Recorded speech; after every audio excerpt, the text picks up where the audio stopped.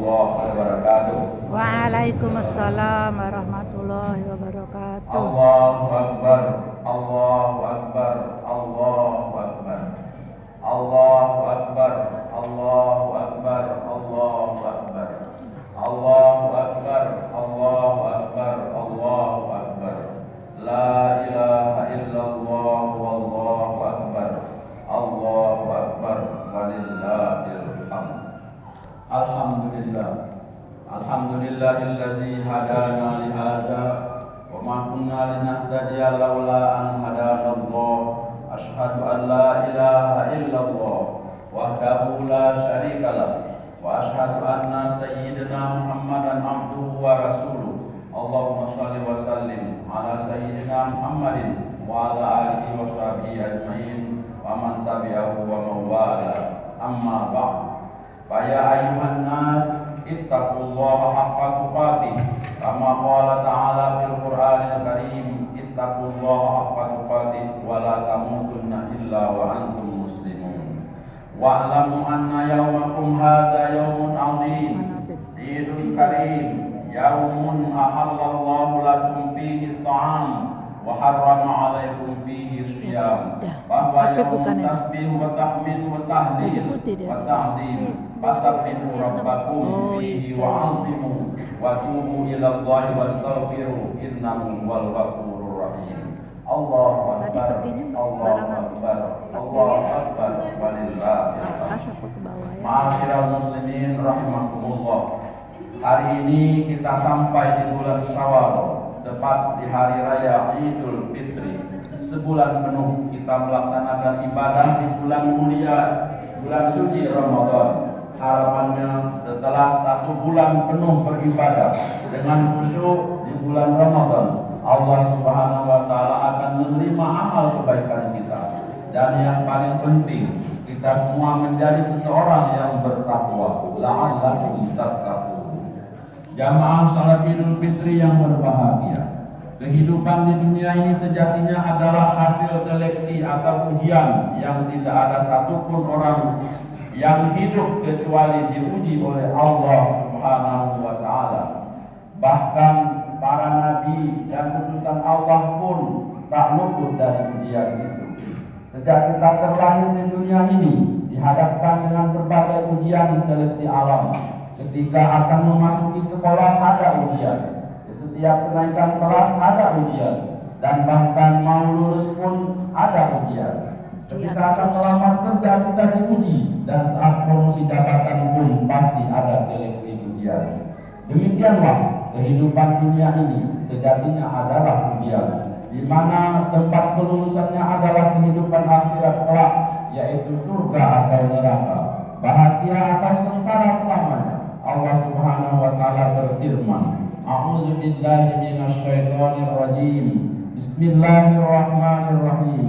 Tabarakalladzi biyadihil mulku wa huwa 'ala kulli syai'in qadir. Alladzi khalaqal mauta wal hayata liyabluwakum ayyukum ahsanu amala wa huwal 'azizul ghafur. Maha suci Allah yang dalam genggaman kekuasaannya terdapat kerajaan, dan Dia maha kuasa terhadap segala sesuatu.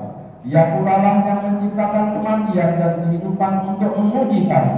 Apakah kamu akan menjadi orang yang berpaling? Apakah kamu akan menjadi orang yang paling bertakwa dan beramal saleh? Dialah yang maha perkasa dan Dia pula yang maha pengampun. Ujian yang diselenggarakan oleh manusia tentu sangat berbeda dengan ujian yang diselenggarakan oleh Allah Subhanahu wa Ta'ala. Ujian di sekolah maupun di dunia kerja sangat bersifat rahasia. Jangankan jawabannya, soal-soalnya pun bersifat rahasia. Berbeda dengan ujian masuk surga. Jangankan soal-soalnya, kunci jawabannya pun sudah diberitahukan oleh Allah dan sudah menjadi rahasia umum. Maka sungguh celakalah kita jika tidak lulus masuk surga.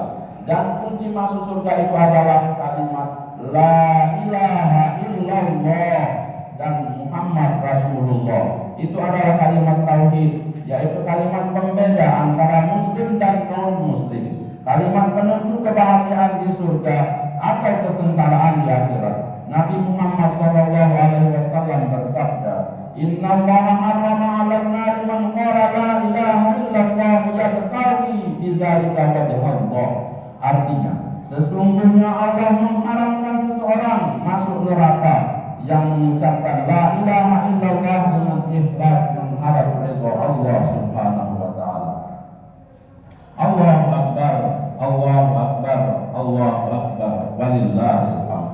Kalimat tadi di atas tentu bukan hanya sekedar diucapkan, tapi perlu diyakini dengan sepenuh hati bahwa tiada Tuhan yang berhak disembah kecuali Allah Subhanahu wa taala. Dan keyakinan tersebut dibuktikan dengan pengabdian dan penghambaan diri kepada Allah dengan berbagai macam ibadah. Beriktikad bahwa hanyalah Allah yang layak untuk disembah dan Muhammad adalah Rasulullah adalah fondasi bagi seseorang mukmin dalam beramal menuju muttaqin. Apakah kita telah selesai melakukan perjuangan sebulan penuh dan insya Allah mendapatkan derajat muttaqin, maka kita boleh berleha-leha dalam 11 bulan berikutnya? Tidak, saudaraku. Karena kita haruslah mempertahankan prestasi Ramadan kita itu.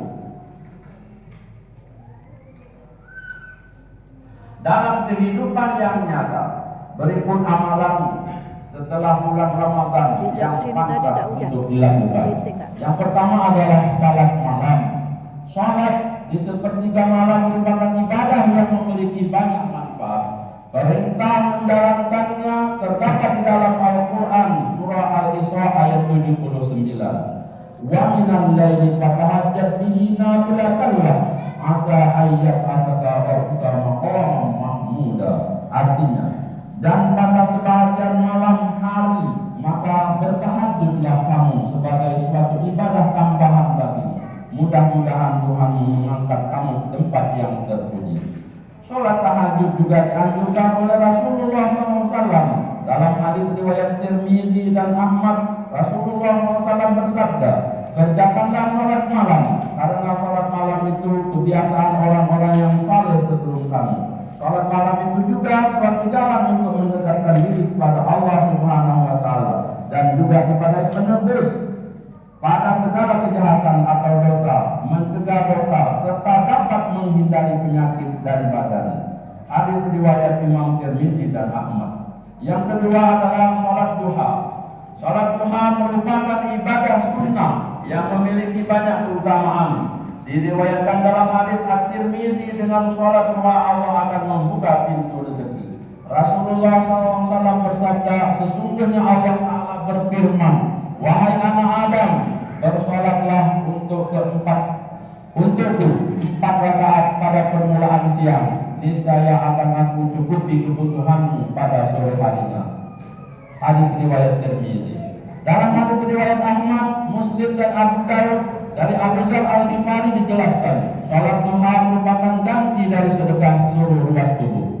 Hendaklah masing-masing darimu setiap pagi bersedekah untuk setiap ruas tulang dan badannya. Maka tiap kali bacaan tasbih adalah sedekah, tiap kali bacaan tahmid adalah sedekah, tiap kali bacaan tahlil adalah sedekah, tiap kali bacaan takbir adalah sedekah, dan menyuruh kepada yang ma'ruf dan sedekah adalah sedekah, dan mencegah yang mungkar adalah sedekah. Dan sebagai ganti itu semua itu cukuplah melakukan 2 rakaat salat duha. Yang ketiga adalah puasa sunnah. Puasa adalah ibadah yang mengajarkan banyak hal tentang kehidupan.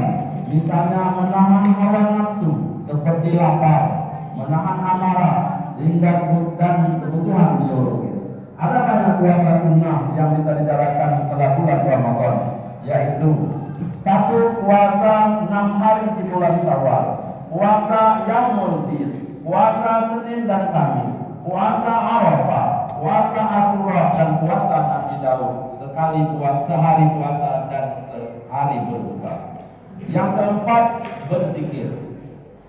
Rabi Abdurrahman Az-Zawabi dalam Al-Baqiyatus Shalihat mengatakan, zikir merupakan amalan abadi. Mereka yang berzikir dibanggakan oleh Allah Subhanahu wa taala di hadapan malaikat. Orang-orang yang bertakwa paling mulia di sisi Allah adalah yang lisannya basah karena zikir. Zikir juga mendatangkan sholawat dari Allah Subhanahu wa taala dan para malaikatnya. Yang kelima adalah membaca Al-Quran. Al-Quran merupakan kitab suci pembawa kebenaran bagi seluruh umat. banyak hadis riwayat yang menganjurkan membaca Al-Quran, baik di waktu lapang maupun waktu sempit. Syekhul Islam Muhyiddin Abu Zakaria Yahya bin Syaraf An-Nawawi dalam kitabnya Riyadhus Shalihin membahas keutamaan Al-Quran, di antaranya menjadi syafaat di hari kelak, di hari kiamat kelak, seperti diriwayatkan hadis berikut ini. An Abi Umamah radhiyallahu anhu qala sami'tu Rasulullah sallallahu alaihi wasallam yaqul iqra'ul Qur'an fa innahu ya'ti yaumal qiyamah syafi'an li ashabi. Rawahu Muslim.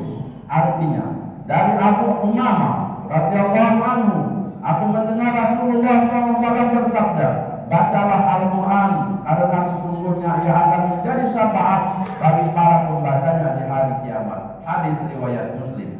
Keutamaan lain, orang yang mempelajari dan mengajarkan Al-Quran merupakan sebaik-baik manusia, seperti dijelaskan hadis berikut ini. An Utsman bin Affan radhiyallahu anhu qala Rasulullah sallallahu alaihi wasallam khairukum man ta'allama al-Qur'an wa 'allamahu. Rawahu Bukhari. Artinya, dari Utsman bin Affan radhiyallahu anhu, Rasulullah SAW bersabda, sebaik-baik kalian adalah orang yang mempelajari Al-Quran dan mengajarkannya. Hadis riwayat Bukhari.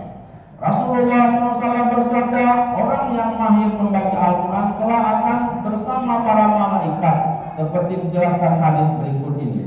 An Aisyah radhiyallahu anha qalat, qala Rasulullah sallallahu alaihi wasallam, alladzi yaqra'ul Qur'ana wa huwa mahirun bihi ma'as safaratil kiramatil bararah. Muttafaqun alaih. Dari Aisyah radhiyallahu anha, Rasulullah SAW bersabda, orang yang membaca Al-Quran dan ia mahir membacanya, maka kelak ia akan bersama para malaikat yang mulia dan taat pada Allah. Hadis riwayat Bukhari dan Muslim. Yang keenam, salawat atas Nabi. Salawat merupakan salah satu amalan yang memiliki keutamaan luar biasa. Disebutkan dalam hadis Rasulullah SAW memberikan syafaat paling banyak kepada orang yang paling banyak bersalawat kepadanya. Nabi bersabda, "Awdan nas bi yaumil qiyamah kum aksaru alayya sholatan." Artinya, orang yang paling berhak mendapatkan syafaat dariku di hari kiamat adalah orang yang paling banyak bersolawat kepadaku. Allah Subhanahu wa Ta'ala telah memerintahkan hamba-Nya bersolawat kepada Nabi.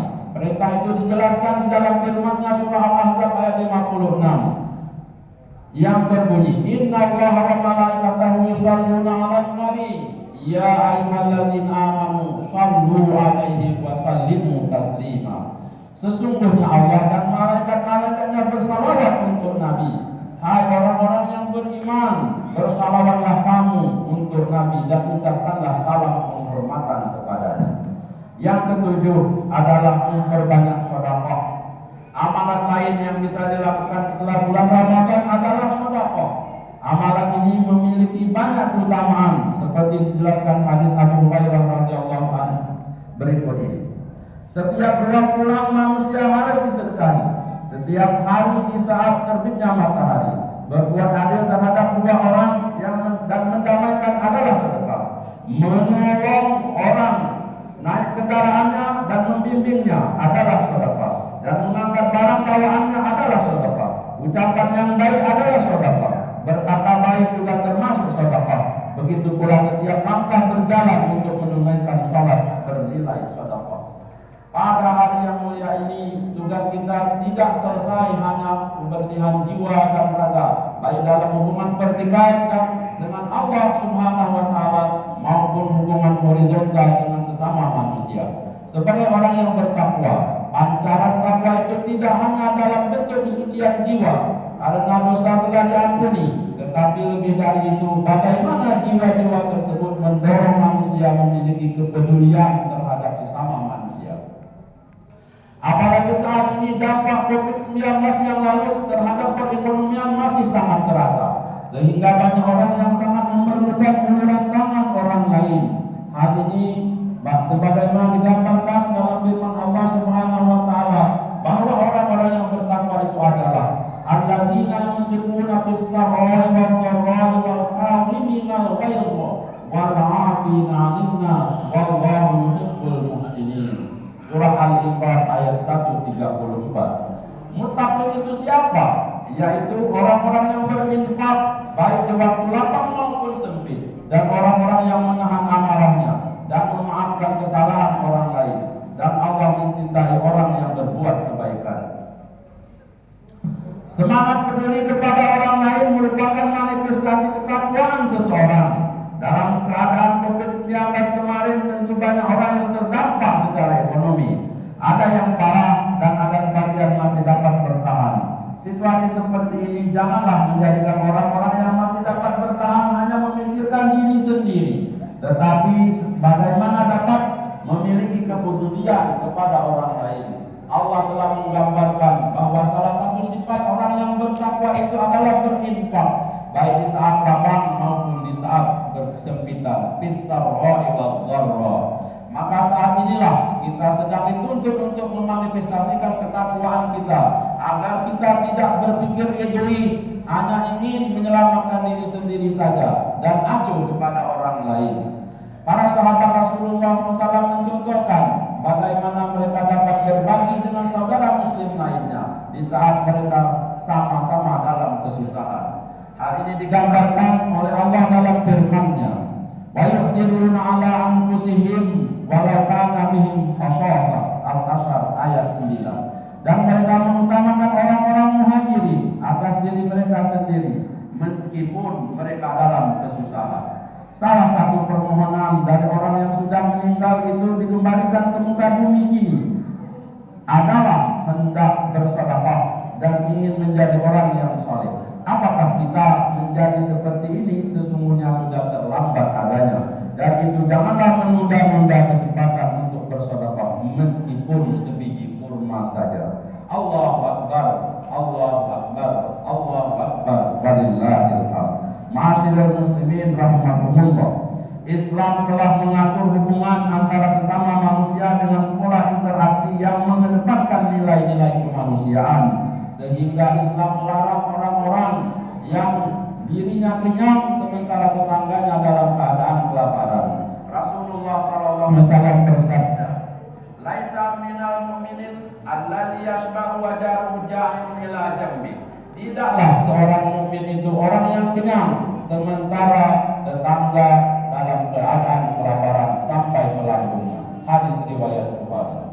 Hadirin wal hadirat rahimakumullah, marilah pada kesempatan hari kemenangan ini kita saling berbagi agar seluruh kaum muslimin merasakan kebahagiaan pada hari ini dan hari-hari selanjutnya. Musibah yang menimpa bangsa ini harus kita hadapi bersama agar dampaknya tidak menyebabkan kesedihan yang teramat sangat hanya pada orang-orang tertentu saja. Ini pula lah hakikat madrasah Ramadan yang telah mendidik kita menjadi insan yang memiliki solidaritas kepada orang lain. Akhirnya mari kita berdoa kepada Allah Subhanahu wa taala, semoga kita semua menjadi hamba-hambanya yang bertakwa dengan ketakwaan yang sesungguhnya, dan ketakwaan kita itu memberikan dampak positif kepada sesama manusia. Ja'alana Allah wa iyyakum minal 'abidin wal qanitin wal maqbulin wa adkhalana wa iyyakum fi jannati ibadihi shalihin. Aqulu qawli hadza wa astaghfirullah li wa lakum wa li walidayya wa li sa'iril muslimina wal muslimat fastaghfiru innahu huwal ghafurur rahim.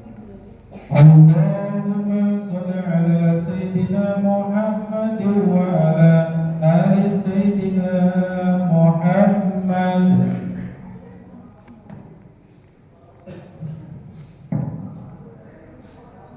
Allahu Akbar, Allahu Akbar, Allahu Akbar, Allahu Akbar, Allahu Akbar, Allahu Akbar, Allahu Akbar, Allahu Akbar, walillahil hamd.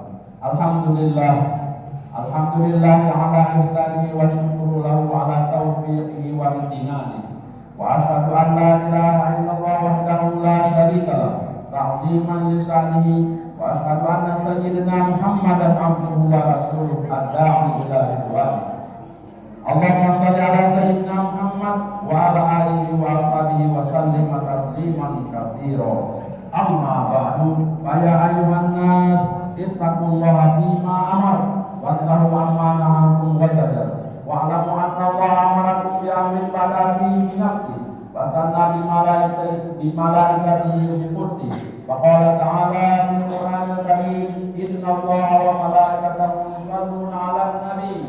Ya ayyuhalladzina amanu sallu wa sallimu taslima. Allahumma shalli ala sayyidina Muhammad wa ala ali sayyidina Muhammad kama shallaita ala wa sallamta ala Ibrahim wa ala ali Ibrahim fil alamin innaka Hamidum Majid. Allahumma ighfir lil muslimina wal muslimat wal mu'minina wal mu'minat al ahya'i minhum wal amwat innaka samiun qaribun mujibud da'wat. Allahumma adfa'anna al-wala wal bala wal waba wal fahsya wal munkar wasuyufil mukhtalifah wasyada'id wal mihan ma zahara minha wa ma batan min baladina khassah Indonesia wa min buldanil muslimina amma innaka ala kulli syai'in qadir. Allahumma ansurna fa innaka khairun nasirin wa alaina fa innaka khairul fatihin wa ighfir lana fa innaka khairul ghafirin warhamna fa innaka khairur rahimin warzuqna fa innaka khairur raziqin wahdina wa najjina minal qaumiz zalimin wal kafirin. Rabbana atina fid dunya hasanah wa fil akhirati hasanah wa qina azabannar. Subhana rabbika rabbil izzati amma yasifun wa salamun alal mursalin walhamdulillahi rabbil alamin. Ibadallah, innallaha ya'muru bil 'adli wal ihsan wa ita'i dzil qurba wa yanha 'anil fahsya'i wal munkari wal baghi. Ya'idzukum la'allakum tadhakkarun. Fadhkurullaha yadhkurkum wad'uhu yastajib lakum wa ladhikrullahi akbar wallahu ya'lamu ma tasna'un. Bapak Ibu, kami mohon untuk berdiri, kita bersalam-salaman sambil